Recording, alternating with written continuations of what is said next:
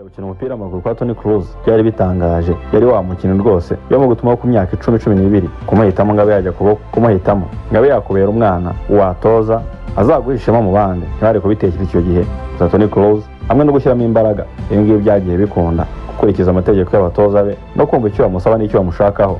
Ibi ngibi byatumye ku myaka 17 gusa y'amavuko ikipe ya Bayern Munich y'abatoya mu bana yinjije mu ikipe y'abato nawe yaragaragayemo.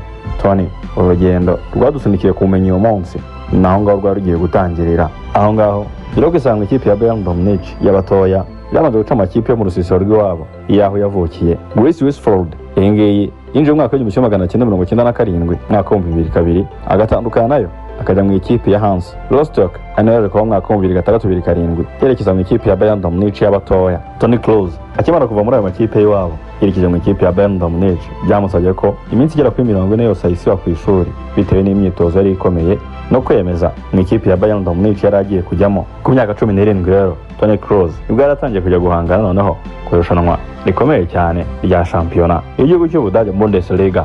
Oyo amateka yari atangiye gukorwa ubwo umukino wa mbere yakinnye yarinjiye mu kibuga asimbuye ubwo ikipe ya Bayern Munich yahanganaga n'ikipe ya Energy Cottbus. No mukino ikipe ya Bayern Munich yatsinzemo ikipe ya Energy Cottbus ibitego 5. Uyu nguyu winjiye asimbuye mu minota 18 gusa yamaze mu kibuga yahaye assist ebyiri Miroslav Klose aba umukinnyi wa mbere ukoze amateka ku myaka 17 iminsi 235 wari uciye agahigo ko kwinjira mu kibuga muri shampiyona y'igihugu cy'Ubudage ku myaka mito y'akwana ibikorwa nk'ibyo ngibyo byo gutanga assist ebyiri. Ni agahigo kamaze imyaka 3 ko kategereje David Alaba nawe ingazi gakureho ariko ubundi kari gafitwe na Toni Kroos. Umukino wa mbere Toni Kroos yabanjemo ni umukino ikipe ya Bayern Munich yasindaga ibitego 3-1 ikipe ya VfB Stuttgart ikipe ya BFB. No mukino ikipe ya Bayern Munich yatsinzemo ikipe ya Stuttgart ibitego 3-1. Toni Kroos umwaka w'imikino wa mbere we yawurangije akinnye imikino 20 harimo imikino 6 yabanjemo harimo n'ibitego 3 yatsinze. Umukino 12 yakiniye Bayern Munich ya kabiri sezo yari ikurikiyeho y'umwaka wa 2008-2009 n'ubusanzwe n'ubundi ikipe ya Bayern Munich yatangiye gukina imikino yayo.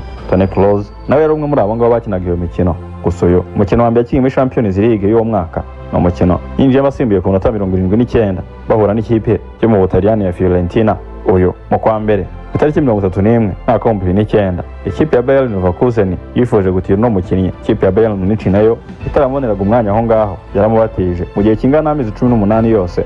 Ikipe yari igiye kumufasha kubona umwanya uhagije wo gukina no kuzamura urwego rwe.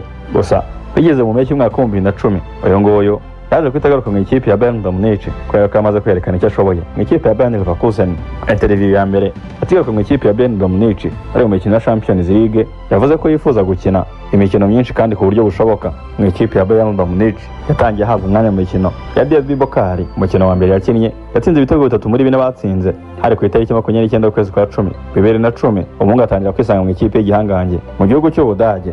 Aho ibyakurikiyeho ni amateka kuko uyu nguyu yatwaye shampiyona zigiye kuri 3 zo mu Budage kumwe n'ikipe ya Bayern Munich iyo mwaka wa 2007-2008 mwaka wa 2012-2013 2013-2014. Uyu nguyu kandi anafasha gutwara Champions League iyo mwaka wa 2012-2013. Si ibyo gusa kandi yafashe gutwara igikombe cya UEFA Super Cup winner 2013-2014 banatwara igikombe cy'isi cy'amakrebe cyabaye mwaka wa 2014 batwaranye German Cup winner zigera kuri 3 yo mwaka wa 2007-2008 2012-2013 2013-2014 na German Super Cup winner imwe yo mwaka wa 2012 2013. Ibihe byiza by'amata n'ubuki hagati ya Toni Kroos na Bayern Munich yarangiye mwaka wa 2014.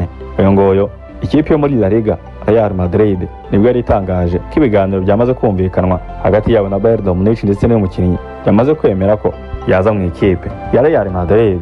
Uyu nguyu nawe wari umaze gukora ibitangaza amaze no kugera kuri byinshi hamwe n'igihugu cye ubwo yarakubutse muri Brazil batwaye igikombe cy'isi batinze ku mukino wa ikipe y'igihugu Argentine. Uyu agaciro ke karatumbagiye kariyongera maze Real Madrid ica ruhinga inyuma ikipe ya Manchester United icyo yifuza gusinyisha uyu Mudage ariko bikarangira bitaje gukunda dore ko Manchester United ingi yifuza ko yasinyisha Toni Kroos igitozwa na David Moyes. Ariko uyu nguyu nyuma y'uko yamaze kwirukanwa Louis van Gaal amusimbuye bisa nkaho byahindutse igitekerezo cyo gusinyisha Kroos nticyashyirwa imbere cyane. Niko rero kubona uyu Mudage telefone iturutse mu biro bya Carlo Ancelotti amubwira ko amwifuza kandi amukeneye.